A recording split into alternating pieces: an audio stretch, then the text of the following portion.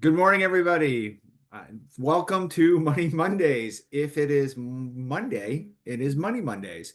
I'm Paul Johnson, the Director of Economic and Community Development here at the Greater Portland Council of Governments, and I am joined by with Belinda Ray, Director of Strategic Partnerships at the Greater Portland Council of Governments, because we're saying the whole thing today, apparently. we are. I was just, I was alternating between acronym and non-acronym. I like to just say as many words with my title as possible, right? It makes up for the lack of pay, right? There you go. Right. Yeah. I'm paid in words. Yeah, right, exactly. So many words. Um, and with that, let's get started. I think a couple weeks ago, you can see my topic today is Canada, just the entire country. So sit back, it's going to take a while. No, I think a couple weeks ago, I talked about the Maine International Trade Center. I'm going to talk about it one more time today. As a reminder, I think last time I talked about Maine International Trade Center, I talked about that there is some funding available. That is still available. So MITSE, as it goes by, has 7 or 8 key industries that they invest in or that they have grants for.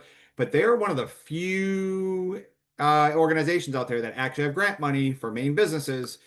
So even if you don't go to this webinar I present today, I recommend you go back a couple weeks ago. We talked about some funding opportunities. They're still there. They're still alive. It's relatively low barrier. So just worth repeating since there's very few places out there that have funding for businesses. And with that, pretty easy topic today. They're just hosting a very entry-level webinar about, hey, what does it take if I'm a Maine-based business? What does it take to actually break into the Canadian market? And again, I think we talked about this a couple weeks ago in the form of a grant, but this is just a super basic free webinar, 1 hour long. I encourage you to sign up yourselves or pass it along to any business that you might have locally that could be considered exporting or maybe is exporting and wants to do it better. But it's here, it's easy. And as always, I have clicked the sign up button. So when the slides come out, it will be live for you. And it, like I said, it's just some one-on-one stuff, but it gives you some good examples of successful projects. How does this work? How do I navigate it? How do I get my product across the border? So with that, that's my plug for that. But as also a reminder, these guys have funding as well if you fit into one of the 7 or 8 industries that are listed on their website. Awesome. Thank you, Paul. And I'm going to talk today about the National Fish Passage Program. This is a program from the U.S. Fish and Wildlife Service, provides technical and financial assistance to people doing work to remove barriers in rivers and streams, to restore aquatic connectivity, improve community safety, and also by doing this, support local economies. So things that are included here are things like dam removals, culvert replacements, floodplain restoration, and the installation of fishways. And you see a nice example over there of a culvert that's raised too high for the water to get through successfully, not really doing a lot. And they've replaced that with a nice bridge that really just puts the stream back together. So that's an example of something that can be handled with this program. The goals of the program, like I said, are to restore the connectivity for aquatic beings and also to just restore the flow, the processes, the movement of species, and to make the habitats more amenable to this wildlife. They want to promote adaptation and resilience. They want to restore fish passage, expand recreational opportunities, reduce flooding, improve safety, support local economies. So yeah, if you have a road that floods a lot and maybe needs a culvert or needs some work in that way, that could be part of the project for this program. Local example, this used funding from this particular grant in 2022, and it's Sabattis River Restoration up near Lewiston area. And they got $350,000 through the National Fish Passage Program. They matched it locally, $255,000 from various partners. This was led by the Atlantic Salmon Federation, but they worked with the Maine Department of Marine Resources. They worked with NIFWF, which is the National Fish and Wildlife Foundation Federation. I don't know which one. Town of Lisbon, Town of Sabattis, and NOAA, National Oceanic and Atmospheric Administration. I'm really killing the acronyms today. So that is an example of one that happened locally. So yes, Maine can get this money. Eligibility, you have to be either a nonprofit, 501c3, municipalities are eligible, county, state governments, tribal organizations, public and private institutions of higher education, independent school districts, public housing authorities, individuals, small businesses, and other for-profit organizations, which presumably includes large businesses. So lots of folks eligible here. Key features here, the minimum funding is not $1. What is it? I'll check for you. But the max is 1 million, probably 100,000. I will double check that. Sorry, I thought I fixed that. There's no cost share, so that is exciting. Even though the previous project did demonstrate cost share, which is always a good thing to do because it lets people know you're serious.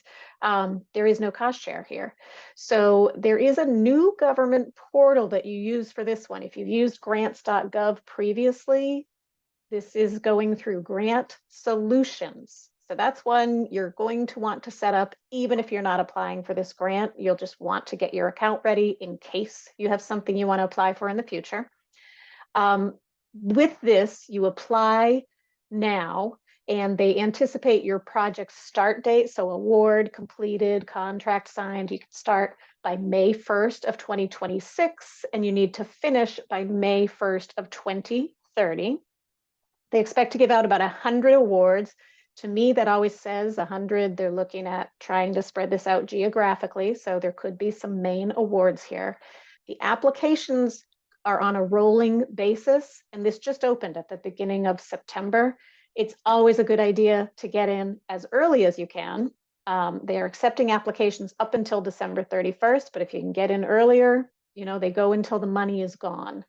So it's a 4 for difficulty, which is again incredible with a federal grant, but they've done a very nice job of paring these things down so that the NOFOs, the notice of funding opportunity, are much smaller, maybe like 10, 11, 12 pages now instead of 70, 80, 90.